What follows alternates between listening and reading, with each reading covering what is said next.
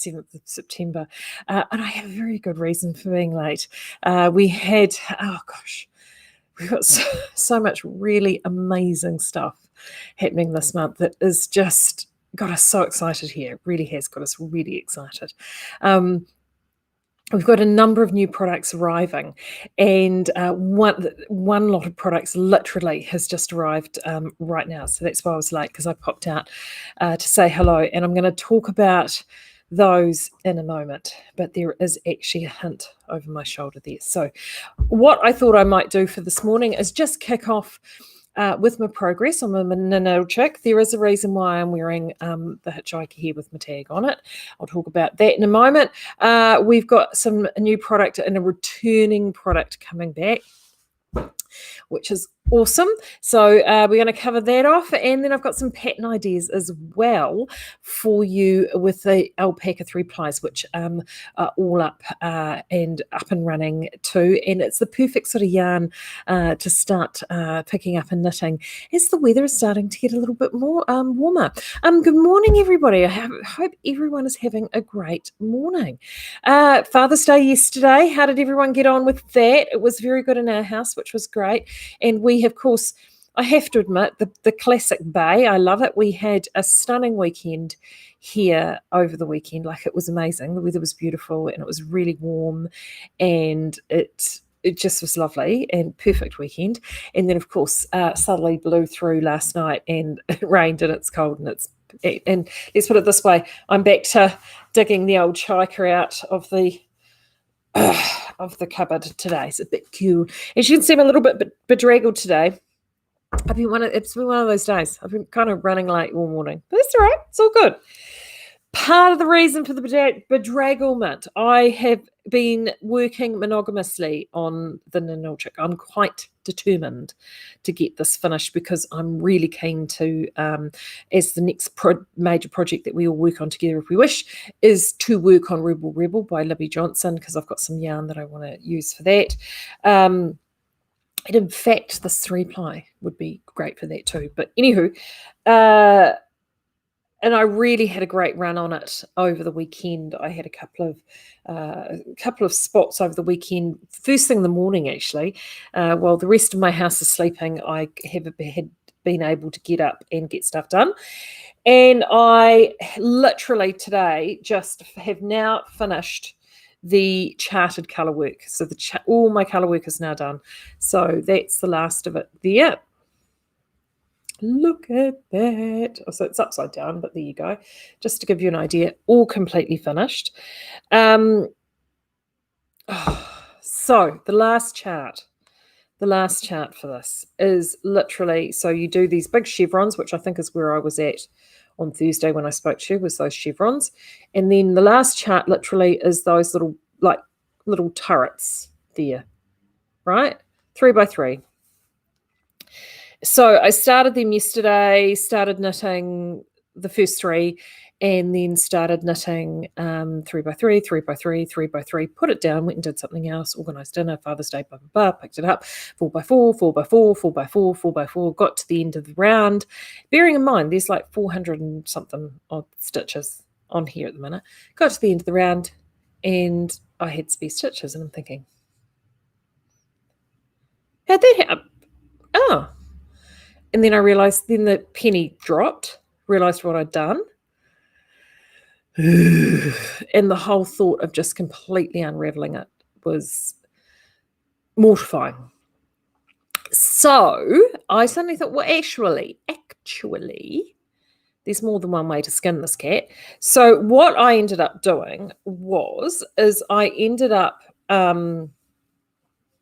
starting to knit the next round, the 3x3. So, because to begin with, I did do 3x3, 3x3, 3x3. And then what I ended up doing is I started then just dropping the stitches back and unraveling the stitches back, re-picking them up with a crochet hook to the correct 3x3, and then knitting them as I went.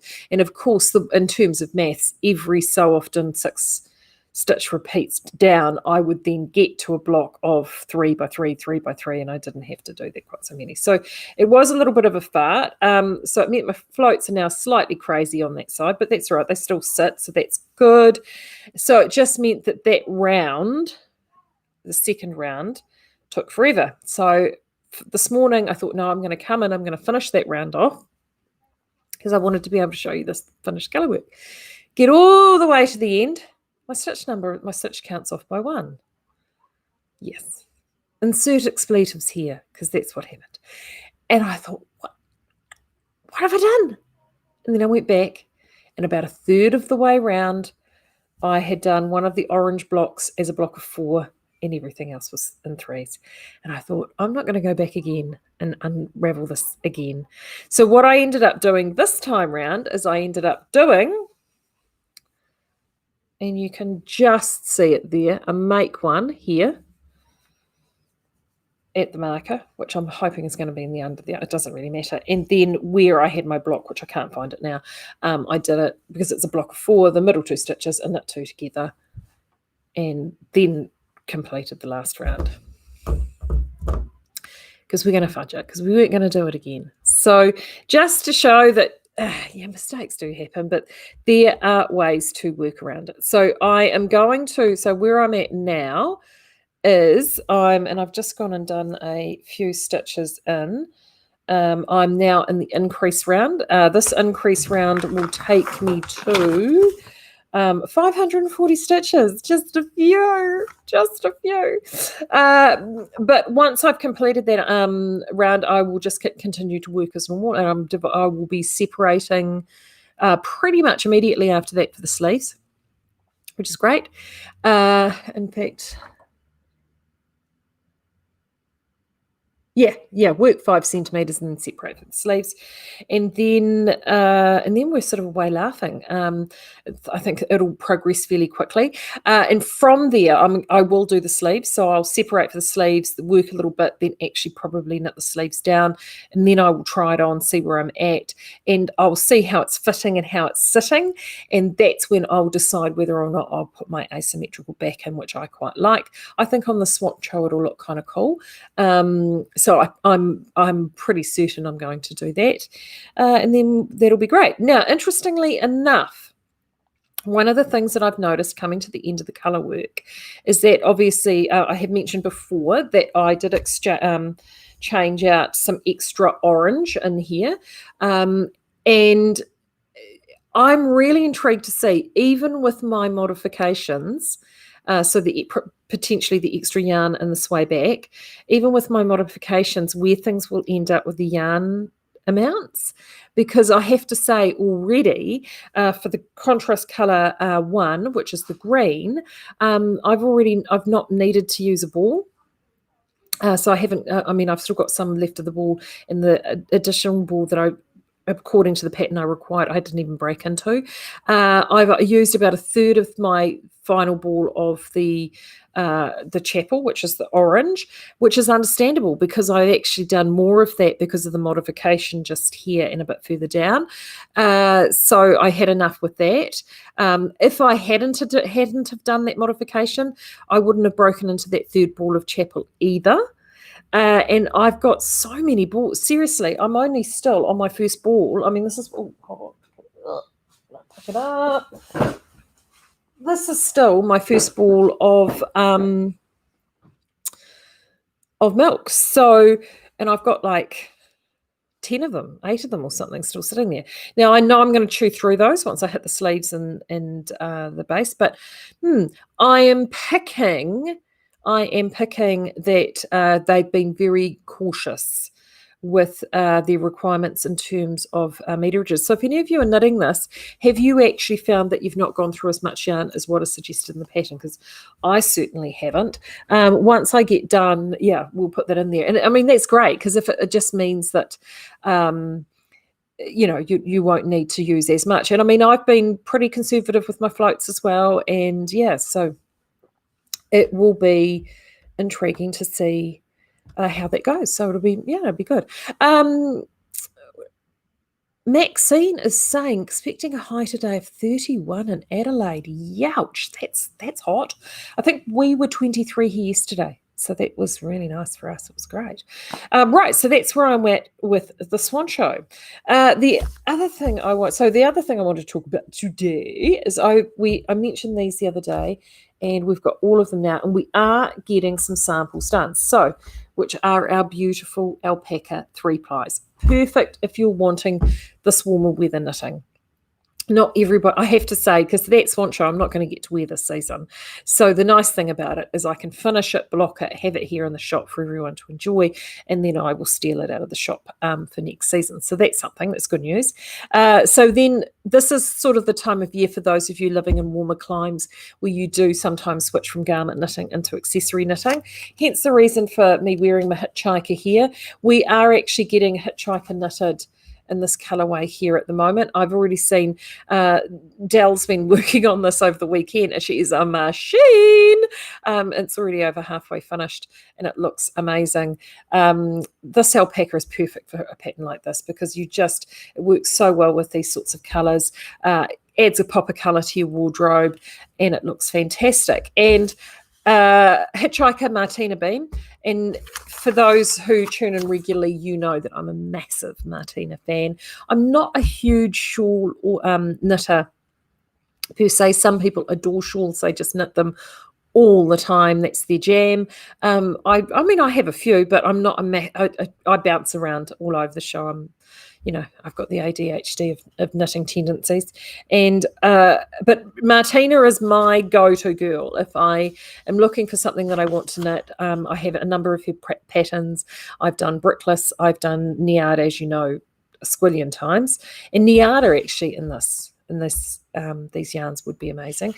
But I just jumped on because I know she has a couple of, she does do shawls in this finer weight 3-ply yarn, and there were a couple that have been released relatively recently. The first one is this one here, and it's called Tivoli Gardens. Look at that. Isn't that beautiful? Really, really simple. It was done for her Stitch Club. It's just sort of a simple sort of triangular shawl with some ruching. But as you can see, the reason I picked it out is it's been designed for that sort of a two-toned yarn. It would look fantastic in these. Would look great. Like you would get some really fun effects with these yarns in that pattern. And it uses only 450 meters. So there are 378 in these. So you'd only need 2 of these to complete the shawl. So that is great going if you're wanting to do a really gorgeous shawl.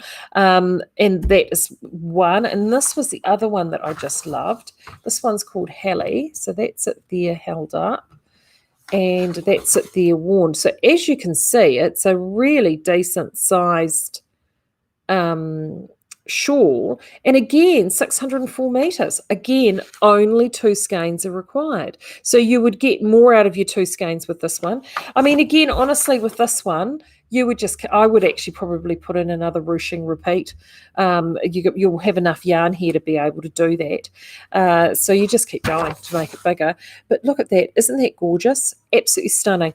And I mean, you could see it definitely in something like that one there. That one's called Alpine Pass. Just beautiful and soft.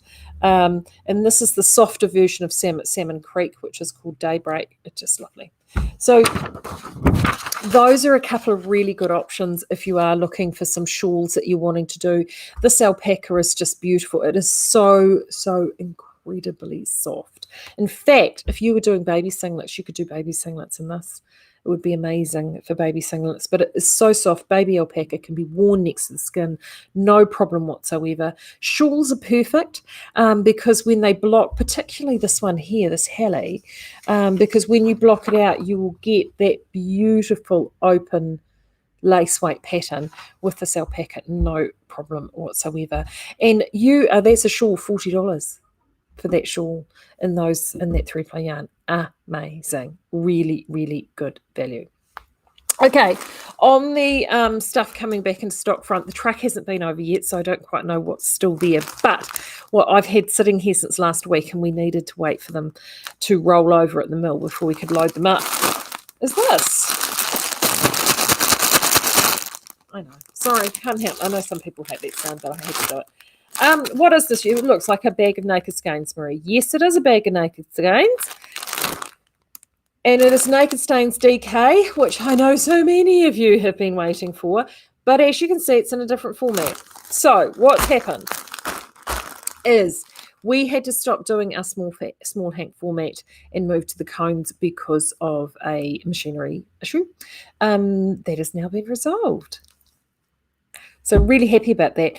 And we spoke to a number of our key Naked Skeinz users, and they were all quite unanimous in letting us know that they love the cones. The cones are great because it gives them flexibility, but it does mean that they have to spend a lot of time winding hanks off to 100 grams for themselves. And for them, it was just a huge amount of work. So we are moving this now over into this hanked format. So this is a bag, still 1 kilo, but it's 10 100-gram hanks inside of this bag. They've not been twisted, as you can see, so you just need to carefully open them out, and they're ready for dyeing. So you just literally, they're ready for soaking, for you to be able to get started with your dyeing process. We're really, it's just, this is actually the format that a lot of yarn comes in from internationally. It's what a lot of dyers are used to.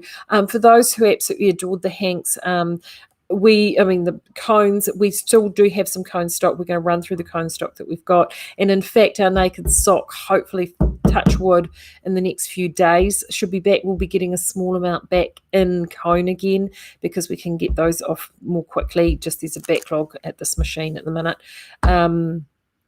So there'll be some of that coming back in cone. But in future, all these naked yarns will be moving back into this format, which will save a huge amount of time, I know, for those of you who are dyers. And there is actually only a very modicum sort of a price increase on this. So I think this has gone from $63 for a cone up to $69.95 for a bag. So to be honest with you, for the amount of time saved for you, that's a really small price to pay. So you'll get a lot of, I know it was taking a lot of you a long time to get those hanks wound off. So that is up and live and available now. I apologize in advance for my poor photography. Yes, we'll probably, yeah, sorry, but it means that you've seen it and you'll know what you can getting, and you'll be able to do that. What else have I got to tell you? The other thing that happened, not this weekend just gone, but the weekend before, when we had our can celebrations, is we had loads of visitors from out of town, which was wonderful. And one of those visitors was Bronwyn from Good to Go Nuts, and she bought me the most incredible collection of magazines, and these are all New Zealand stitch magazines. Now look at these. Most of these are from the 1950s. So this one's from 1953, and I picked it out because it's a spring theme. This one here I particularly love. I'm assuming that this is not, oh, there we go, January 1954, because that's for the coronation. Look at that. Isn't that fantastic? What I love about these, and I am going to hopefully, because they're more than 50 years old, I am able to share a number of the patterns in here with you because of the copyright generally runs 50 years. And there are some really amazing designs. Now, I mean, this was one, just speaking of spring and thinking of yarns like this, or even our Skeinz Pearl Luster would be amazing in this. And I don't know how the camera's going to pick this up, but look at that. You know, if you were somebody who was petite, who absolutely adored vintage styling, look at that gorgeous wee top done there. Just beautiful. There's some really amazing, gorgeous classic designs, and I think I'll start digging out some of these to include in newsletters, just as something a little bit fun and a little bit nostalgic that we can share. because there's a lot of those patterns are done, they're written in the classic style, so written in pieces, but also too a lot of that styling is actually starting to go full circle. And if you're confident enough to make modifications, or you know enough about the mathematics of knitting, a lot of these patterns are easily converted up, because all you need to do is apply sort of fairly simple mathematical formulas over your gauge and your bust measurements, and then the rest of it is a doddle from there. So thank you, Bronwyn. I've been really enjoying flicking through them and getting quite excited about pulling out some options. I just think they're going to be so much fun. Okay, last but not least, the teas that I talked about, the reason why I was late today is we are about to load up. Oh, thank you, Suzanne. Suzanne, bless her heart, has just gone and popped in here the links to the patterns. Thank you so much. We've just taken receipt of all the stock, which hopefully I will have loaded up for you by the time I do my next video, which will be Wednesday, guys. I'll actually put a tile out about that today, not Thursday. I'm going to Auckland on Thursday. Wish me luck. I'm heading up to Auckland to go and do really dull things like visit the accountant and the lawyer for our other business. So it's nothing dreadfully exciting, I'm afraid to say, but needs must, and I have to get up there and do that. So I'm driving up on Thursday, so I will be back here on Wednesday, but by then we will have these all up and ready for you. Look at that. Isn't that beautiful? So we've taken receipt, all the stock from Hippie. Aren't those beautiful? Isn't that stunning? Now, for those that don't know, Hippie is a beautiful homewares brand. They are based in Wairarapa on Bagshot Station, and we spun this yarn here with us at Design Spun, and they have been made into a range of the most incredibly beautiful products. So behind me is the cushion, which it actually looks small there. It's actually, I'll grab it. It's huge. So we've got all the stock. We've got all the stock of look at that. I mean, look, huge. Stunning, big. We've got cushions. There'll be blankets. So multiple styles of cushions, multiple colours, two sizes, blankets, and all these incredible beanies. All New Zealand grown, all New Zealand made. Even the inners, we will have these cushions available cover only, and you can purchase the inners as well. The inners are even made with New Zealand duck and down as a byproduct of the food beverage industry. Beautiful, like utterly stunning and amazing. And they'll be amazing value too, like really good value. We're just working through that with Kate now.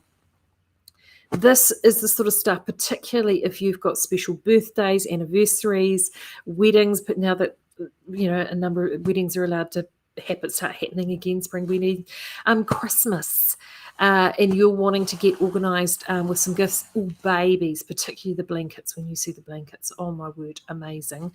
The stuff is just gorgeous, and I mean the quality is just absolutely divine. So all of these will be up and ready in time for our video on Wednesday, and I'll go through the entire range then with you, which I think will be we're really excited about having these. So many of you have loved our alpaca blankets. We've got more of them coming, by the way. They've just gone so incredibly well across the winter, so we're just waiting for some more from the weaver. So it's just so nice to have these beautiful New Zealand-made products for all of us here. And if you're actually away as well, like if you're in Australia, we do have and I hear for those of you in Victoria that the lockdown has been extended even again. Remember, we do have flat rate shipping to Australia to make your lives easy, using DHL. And for those of you further afield, again, we use DHL, and it's a flat rate up to the first 2 kilos, and then it goes in increments of 500 grams after that.